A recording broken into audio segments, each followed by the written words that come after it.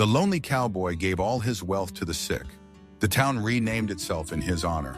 Have you ever wondered what drives a man to give everything he owns to strangers who barely know his name?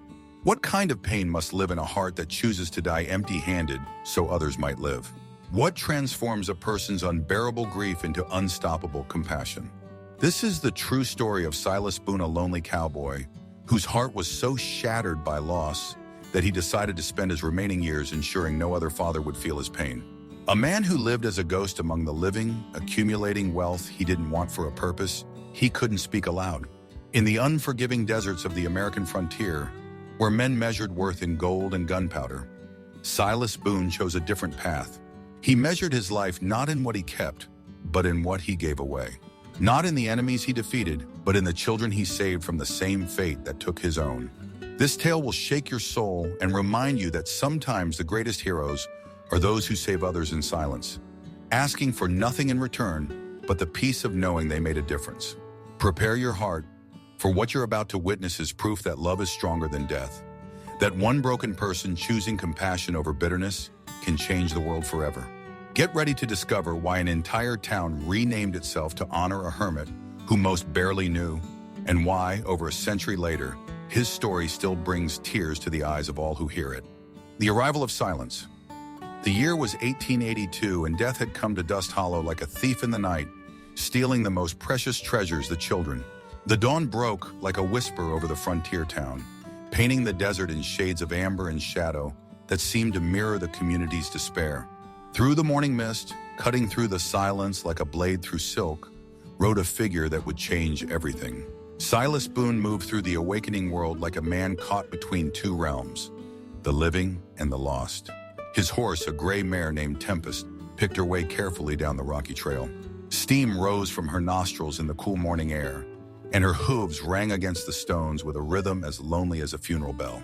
Upon her back sat a man who had become a legend without trying, the hermit of the North Ridge, the ghost who bought supplies once a month and spoke to no one. The townsfolk knew him only by glimpses and rumors. 10 years he'd lived among them, yet none could claim to truly know him.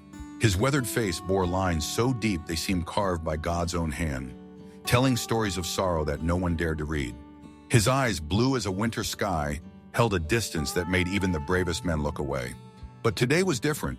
Today, Silas Boone rode with purpose, his saddlebags bulging with unusual weight. As he passed the cemetery, where fresh, small graves dotted the landscape like accusations against heaven, he touched his hat brim, a gesture of respect that would soon take on profound meaning. The weight of mercy. The scene at Doc Harris's clinic would have broken any heart, but for Silas Boone, it was like looking into a mirror of his own past. Desperate mothers clutched fevered children, their prayers mixing with the morning air. Fathers stood helpless, their usual strength useless against an invisible enemy. The red fever had been burning through Dust Hollow for 3 weeks, taking the youngest first, always the youngest. Doc Samuel Harris, a good man who delivered half the babies in the county, sat on his porch steps with his head in his hands. His medical bag lay empty beside him, a symbol of modern medicine's failure against ancient disease. "Got nothing left," he was telling the gathered crowd, his voice cracked with exhaustion. "Wired every town in 500 miles. The fever's everywhere. No medicine to be had. I'm sorry. God help me, I'm so sorry." It was then that Silas Boone did something that would echo through generations. Without uttering a single word, for words had failed him 20 years ago, and he'd never quite found them again. He dismounted with the careful movements of a man whose bones remembered every loss. From his saddlebags, he withdrew a leather case worn smooth by handling. The crowd fell silent as he set it on the clinic steps and opened the brass clasps. Inside, packed neat as a banker's drawer, lay more money than most folks in Dust Hollow would see in 10 lifetimes. Not just paper money, but gold certificates, silver certificates, and bonds from banks back east. A fortune that could buy not just medicine, but hope itself. Before anyone could speak, before gratitude could find its voice, Silas placed a second case beside the first, this one heavy with gold coins, each double eagle worth $20, enough to transform desperation into determination. The first miracle. By the next dawn, Doc Harris hadn't slept, but his eyes blazed with renewed purpose. Tom Morrison had thundered back from Tucson with a wagon groaning under medical supplies. The transformation of the clinic from a place of despair to a beacon of hope was nothing short of miraculous.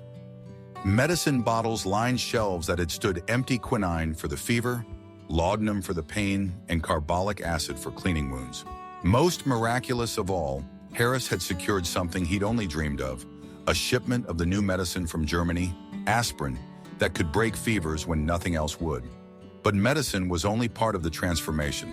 The money had bought food for families too poor to eat well: fresh milk for the children, beef for making strengthening broth, and vegetables brought in by express wagon from California. Clean blankets so the sick didn't have to share bedding with the well. Even small toys bring smiles to fevered faces. Young Tommy Henderson had been brave enough to ride to Boone's ranch with thanks. He found the hermit mucking stalls in silence, his movements automatic, practiced. The cabin visible through the open door was monastery sparse, just a narrow cot, a single chair, and on the rough mantel, a photograph of a beautiful woman flanked by two smiling boys. "Mr. Boone, my pa wanted to thank you for saving—" "Wasn't me, boy." The voice came rough as sandpaper across wood, but not unkind. "Now get!" Tommy left fresh bread on the fence post and fled. But as he looked back from the trail, he saw something that would haunt him. Silas Boone holding that bread like it was made of gold, his shoulders shaking with what might have been sobs. The rose that saved a child 3 nights after Silas's gift, death came calling for little Ellie Morrison. 8 years old, her father dead in a mine collapse the year before. She was all her mother, Sarah, had left in the world. The fever had taken hold with particular cruelty, and even with the new medicines, she lingered at the edge of the abyss. "She's slipping away," Doc Harris told Sarah, his own eyes wet with tears. "I've done everything medical science allows. Sometimes they're just too small to fight anymore." Sarah Morrison held her daughter's burning hand, her tears falling like rain on parched earth. "Please, baby, please don't leave me. You're all I have left of your daddy, all I have left of happiness." It was then, at that precise moment when hope balanced on a knife's edge, that they heard it. A soft sound on the clinic's porch, like something being set down with infinite care. Doc Harris opened the door to find the porch empty save for moonlight and shadow. No, not quite empty. There on the threshold sat a wooden crate, its wood fresh cut and smelling of pine sap. Inside, wrapped in clean cloth, were medicine vials he recognized from medical journals, but had never seen treatments so new and expensive that only the finest hospitals in New York and Boston had them. Atop it all lay a single white rose, its petals as perfect as fresh snow, impossible in this desert heat. But there was more. A smaller box contained a preparation of willow bark, refined in a way Harris had only read about, combined with other herbs according to a formula written in an educated hand. At the bottom of the instructions, 2 words made his hands tremble: "For Ellie." The miracle unfolds. Doc Harris worked through the night with the precision of a man who'd been given a second chance at saving a life. The new medicine, administered according to the detailed instructions left by their mysterious benefactor, seemed to work almost immediately. Ellie's breathing, which had been as shallow as a butterfly's wing beat, began to deepen. As dawn painted the eastern sky pink and gold, the fever that had consumed her for days began to ebb like a tide pulling back from shore. Sarah never left her daughter's side, praying with the fervor of the desperate, clutching that white rose like a talisman against death. When Ellie's eyes finally fluttered open, clear for the first time in a week, Sarah's sob of relief could be heard throughout the clinic. "Mama?" The word was barely a whisper, but to Sarah it sounded like all the church bells in creation ringing at once. Through the window, if anyone had been watching, they might have seen a lone figure on horseback at the edge of town, still as a statue against the lightning sky. He sat there just long enough to see Doc Harris appear at the clinic and see him nod once toward the horizon. A message received, a life saved, a debt partially paid. Then Silas Boone turned Tempest toward the ridge and disappeared into the morning, leaving only questions and the lingering scent of roses that shouldn't exist in the desert. But they did exist, just as Ellie Morrison existed when she should have been another small grave in the cemetery. Sometimes the impossible becomes possible when love refuses to surrender to loss. The revelation in the garden. Word of Ellie's miraculous recovery spread through Dust Hollow like wildfire. But it was young Carlos Valdez, a boy with a talent for tracking and curiosity that often led him to trouble, who discovered part of the mystery. 3 days after Ellie's healing, He followed Tempest's trail up the ridge, keeping to shadows and arroyos like his Apache grandfather had taught him. What he found changed everything the town thought they knew about Silas Boone. Hidden in a box canyon behind the hermit's ranch, invisible unless you knew exactly where to look, lay the most beautiful garden anyone had ever seen in the desert. Hundreds of white roses bloomed in defiance of nature, their petals luminous in the filtered sunlight. A hidden spring, channeled through a system of irrigation that must have taken years to build, kept everything alive. But it was what stood in the garden's center that made Carlos cross himself and back away in respectful awe. A bench hand-carved from local stone bore 3 names: Mary Boone, Joseph Boone, and Michael Boone. And below the names, a date that explained everything: June 15, 1862. When Carlos reported his discovery to the town, a hush fell over the gathering at the general store. 20 years ago, the same red fever that now plagued Dust Hollow had swept through the territories like the angel of death. And on that June day, Silas Boone had lost his entire world. That's why he knew what medicine to bring, Doc Harris said quietly, his voice thick with understanding. He's been studying it for 20 years, trying to find a cure for what already killed his own. Every book, every journal, every correspondence with doctors back east, all trying to solve a puzzle whose answer came too late for him: confrontation with the divine. The following Sunday dawned hot and heavy with the kind of heat that made even breathing feel like work. But heat or no heat, the people of Dust Hollow filled the small Baptist church to overflowing. The miraculous healings, the mysterious gifts, the revelation about Silas Boone's past, all of it had created a spiritual crisis in the community. Reverend Josiah Matthews stood before his congregation like an Old Testament prophet, his silver hair flowing and his eyes blazing with righteous fire. Brothers and sisters, his voice boomed through the sanctuary, we have witnessed miracles in our midst. Children saved, families preserved, death turned away from our doors. But I ask you, at what cost? This man Boone, this hermit who shuns God's house, who lives alone like Cain after the murder of Abel, what do we really know of him? Can charity without Christ be truly blessed? The congregation shifted uneasily, torn between gratitude and the theological questions their pastor raised.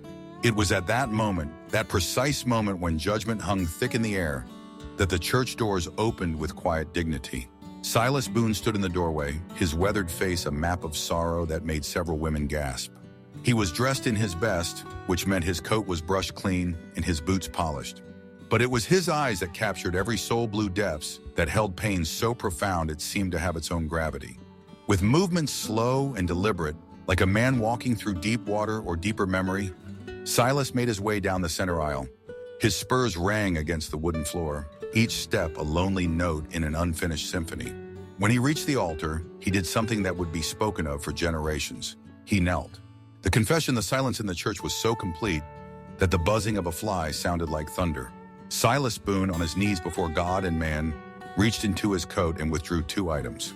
The first was an envelope, which he placed on the altar with hands that trembled slightly. The second made Reverend Matthews step back in shock, a small, worn Bible, its leather cover cracked with age, its pages yellowed and obviously well read. When Silas finally spoke, his voice carried the rust of disuse, but also the weight of truth. Reverend, you're right. I haven't been a good Christian. Haven't darkened a church door in 20 years. I can't sing hymns about joy when all I know is sorrow. Can't speak of resurrection when all I see is death. He struggled to his feet, the effort obvious, and for the first time faced the congregation directly. What they saw in his face made many weep openly, not just sorrow, but sorrow transformed into purpose, grief hammered into grace on the anvil of time. But maybe, he continued, his voice growing stronger, maybe I can still do his work. Feed the hungry. Isn't that in the book? Heal the sick. Didn't he command that? Those children burning with fever, they didn't choose their sickness any more than my boys chose theirs. If my money's tainted by sorrow, then let it be cleaned by their living. If my soul's damned by absence from this building, then let some good come from the damning. He placed his hat on his head, preparing to leave. At the door, he turned back one final time. The envelope, Reverend, it's the deed to my ranch. 500 acres of good grazing land, for the church, for widows and orphans. Do with it what you will. Just save the roses. My Mary planted the first ones. They bloom for her, not for me. The morning after the church confrontation, half of Dust Hollow rode up the ridge to the Boone Ranch. What they found there would haunt them forever, not because of what was present, but because of what was absent. The ranch was abandoned with the thoroughness of a man who had made his final arrangements. The horses, including beloved Tempest, had been released. They found them grazing free in the valley, their gates standing open like declarations of freedom. Inside the cabin, everything of value had vanished except for those items too sacred to sell or too painful to carry. On the simple wooden table, placed with military precision, lay a letter, a pair of worn cavalry boots, and an old Colt 45 revolver, its chambers empty, the gun of a man who'd given up violence but kept its reminder. Sheriff Clayton read the letter aloud to the gathering crowd. Folks of Dust Hollow, there isn't much left of me to give. What remains I leave to you. Don't look for me. I'm going to find out if 20 years of penance is enough to see their faces again. I've been a ghost for longer than you know. Maybe it's time to become one in truth. Use the ranch well. Save who you can. The roses know how to grow themselves. They just need water and love, like children. SB. But it was what old Miguel found that broke the hardest hearts. In the bedroom, hidden beneath the thin mattress of the cot, was a bundle of letters tied with ribbon so faded it fell apart at his touch. They were letters from Mary to Silas during the war, and just one from young Michael, written in the careful script of a child learning his letters. Dear Papa, Mother says you save soldiers.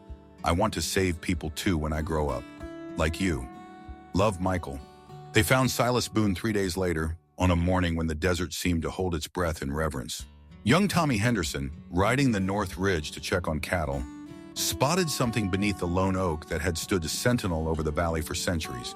Silas sat with his back against the ancient trunk, facing west toward the vast expanse of desert that stretched to the horizon.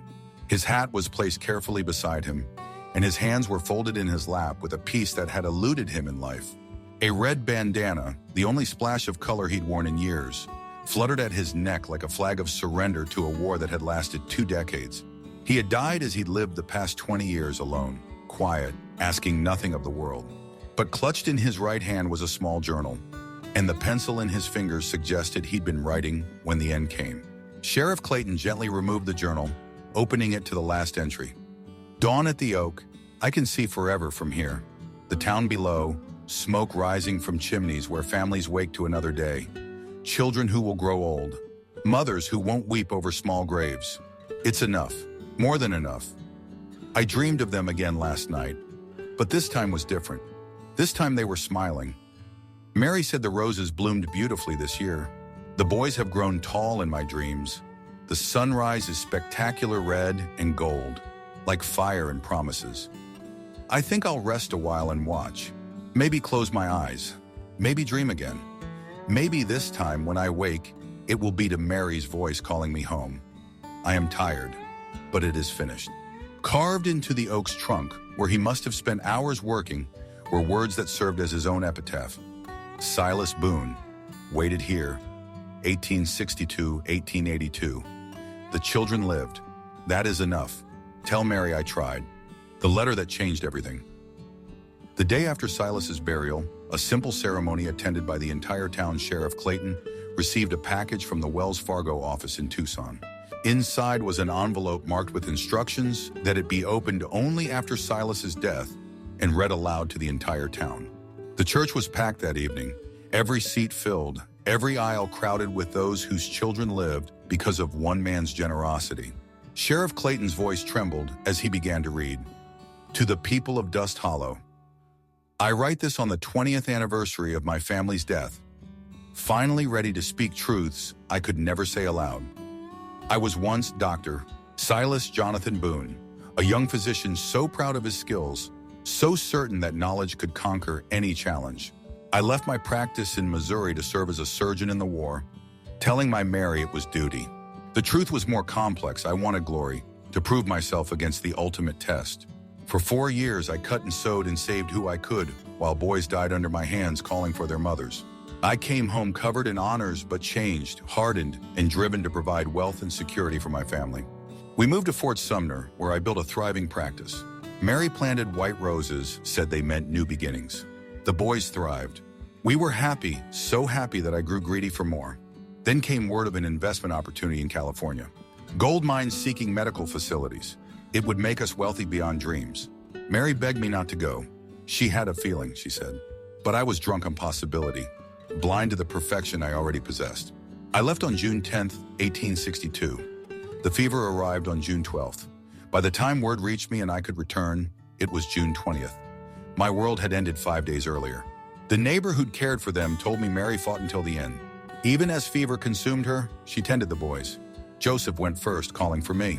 Michael lasted another day, asking why Papa hadn't come home to make them better. Mary held on just long enough to see them buried, then closed her eyes and followed them. I had saved hundreds of strangers and let my own family die alone. The purpose revealed. Clayton paused, wiping his eyes before continuing. The congregation sat in stunned silence, many weeping openly as the truth of Silas Boone's tragedy unfolded. The knowledge drove me mad. For months, I was not responsible for my actions. I'm told I tried to dig them up, convinced I could still save them. I burned my medical diplomas, destroyed my surgical instruments, and swore never to practice again. But madness, I learned, was a luxury I couldn't afford. If I was condemned to live and several attempts proved I was, then I would live with purpose. I came to Dust Hollow because it reminded me of nothing. No memories haunted your streets. I could exist here without being reminded every moment of what I'd lost. But isolation doesn't cure grief, it preserves it. Like a specimen in alcohol, my pain remained perfectly intact, untouched by time's supposed healing. Then your children began dying. I watched from my ridge as the same fever that took my family began its harvest. I saw mothers keeping the same vigils Mary had kept. I heard, carried on the wind, the same cries that had haunted my dreams for 20 years. And I knew that God, if he existed, had finally shown me why I'd been kept alive.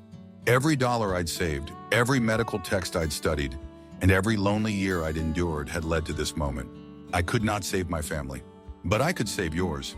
The morning I brought the money to Doc Harris, I saw Mary's face in every worried mother. When I left medicine for little Ellie Morrison, I heard my boys' voices in her fevered cries. Each life saved was a small victory against the enemy that had destroyed my world. Now I am tired. The fever is broken. Your children live. My wealth is spent where it was needed. My knowledge is passed to hands that will use it well. My purpose is fulfilled. I go to find out if 20 years of penance have earned me the right to see their faces again. I could not save them, but I saved yours.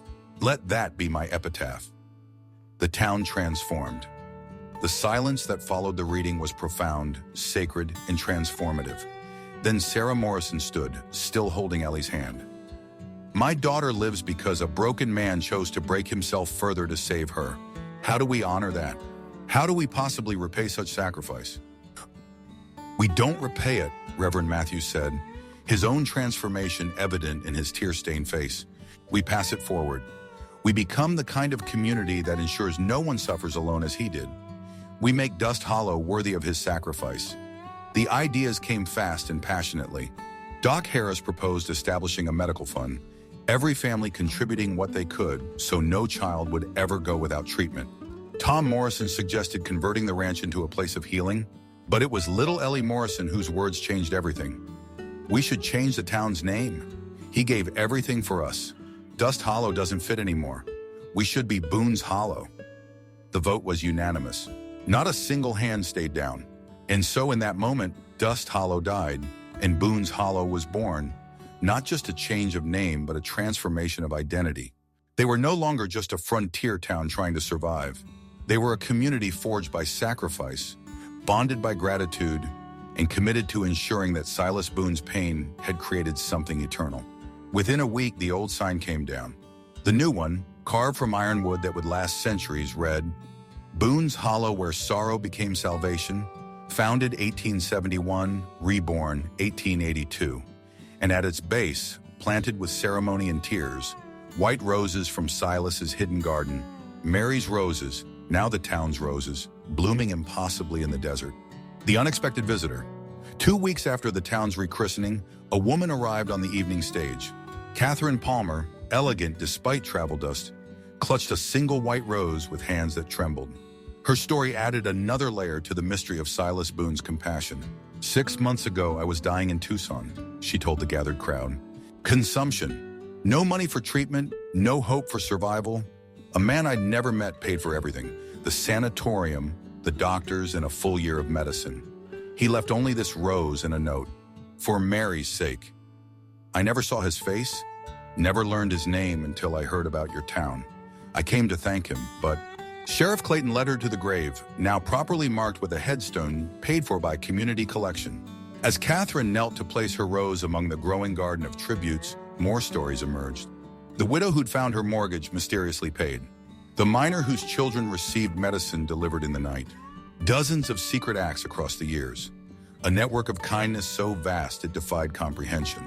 He was saving us all along, Reverend Matthews marveled. In silence, in secret, asking nothing in return. How many Silas Boones walk among us, hiding their light under bushels of grief? But the most remarkable revelation came from Rosa Hernandez, who traveled from Fort Sumner. 40 years ago, she said, before his tragedy, Dr. Boone saved my life after childbirth. The Anglo doctor wouldn't treat Mexicans, but young Dr. Boone came to the barrio. He charged nothing, saying his wife made him promise to help anyone who needed it. I named my daughter Mary after his wife. She's a teacher now. The portrait that emerged was of a man who had always been extraordinary. Tragedy hadn't created his compassion. It had refined it, focused it, and transformed personal kindness into universal sacrifice. The first anniversary. A year passed, and the first anniversary of Silas Boone's death dawned crystal clear. What had been planned as a simple remembrance became something unprecedented. They came from everywhere.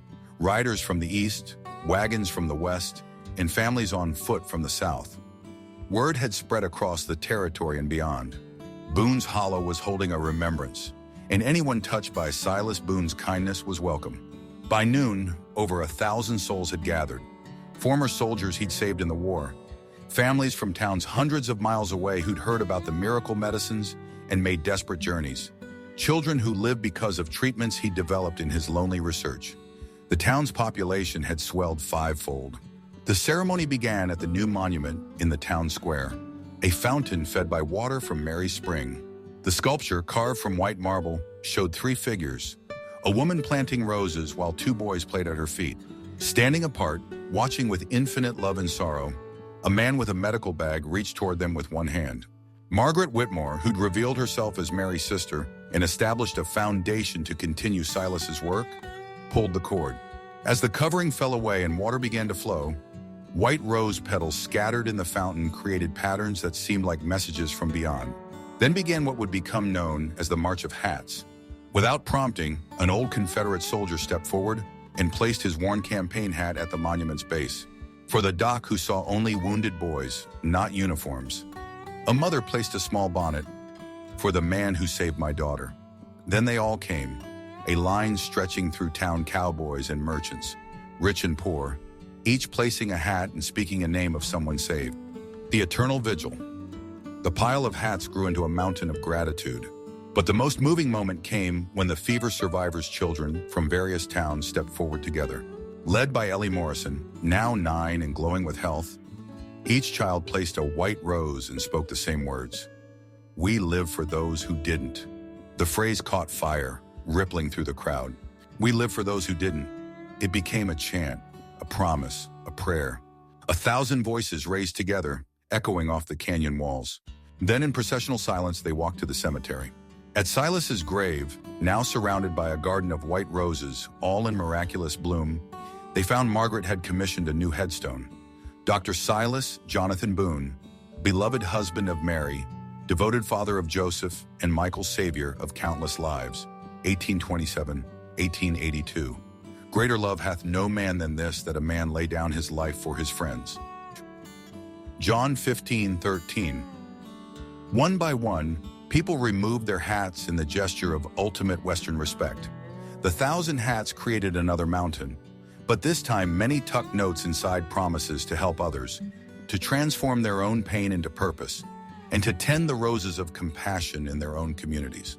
As the sun set, painting everything in shades of gold and memory, something remarkable happened. A sound rose from the desert, not wind, but something like music. Those who heard it that day swore the desert itself was singing a requiem for a broken man who'd found wholeness in giving everything away. The lasting legacy, 5 years passed. Boone's Hollow had transformed from a frontier town into a beacon of hope. The Boone Medical Institute, built with donations that poured in from across the nation, had become the premier center for studying infectious diseases in the American West.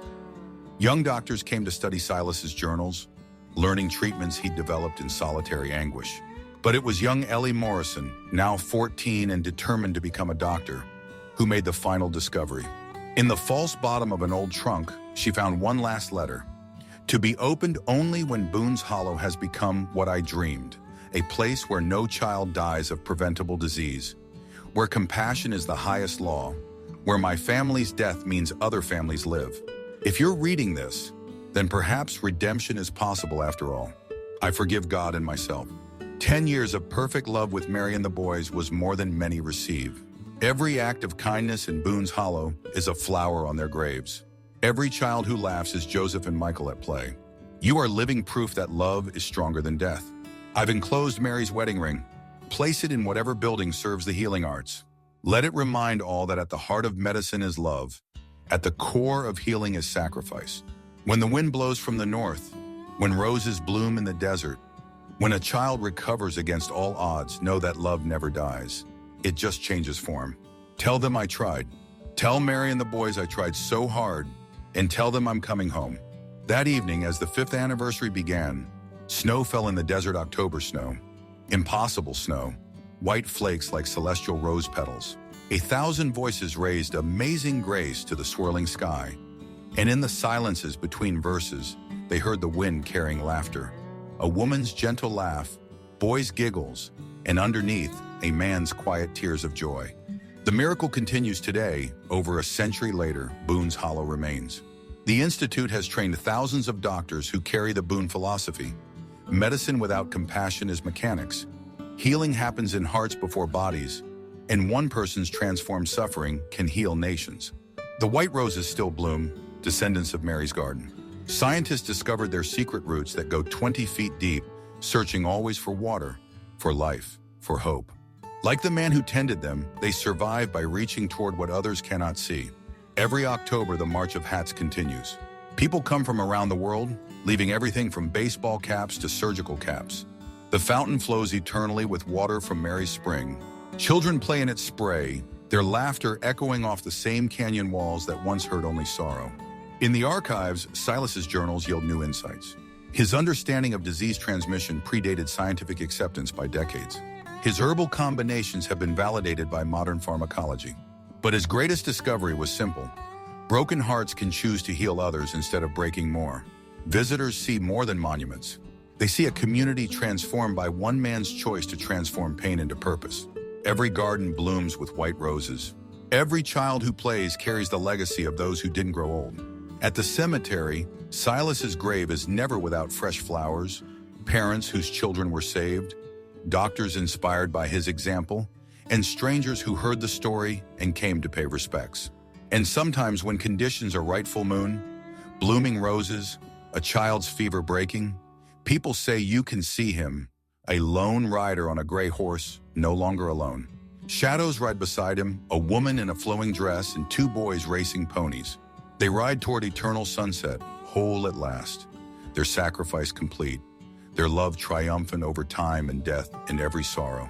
You're calling if tears have traced paths down your face?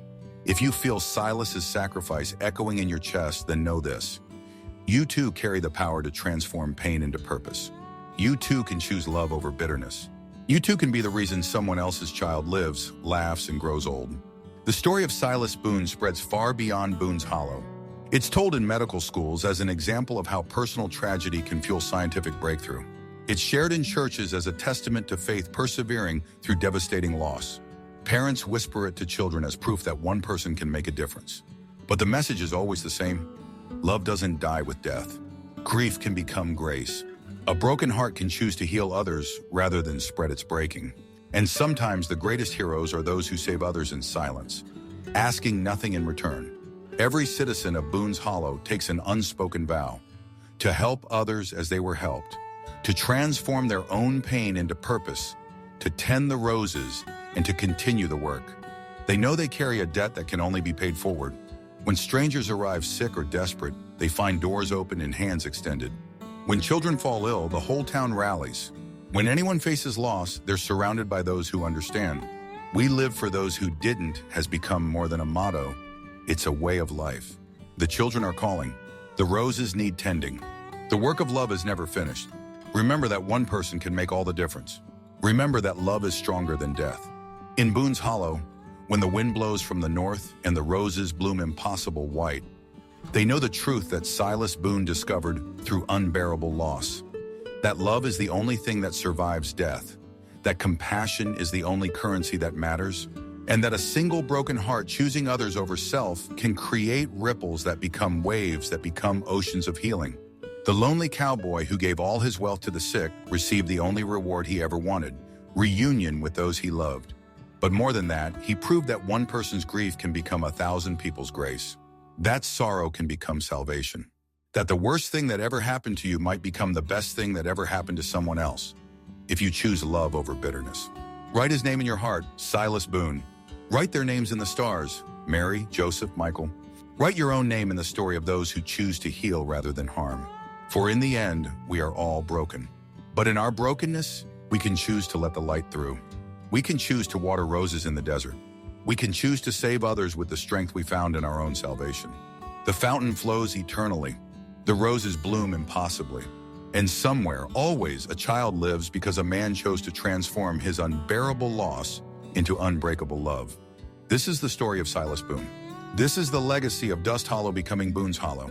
This is proof that in the end, love wins. Always. Remember Boone's Hollow. Remember that love never dies. It only transforms. The end of this story touched your soul, share it. Let the world know that one broken man's love conquered death itself. Write his name in the comments. Keep his legacy alive. For as long as there are white roses blooming in unlikely places, as long as there are broken hearts choosing to heal others, as long as there is love stronger than loss, Silas Boone rides on.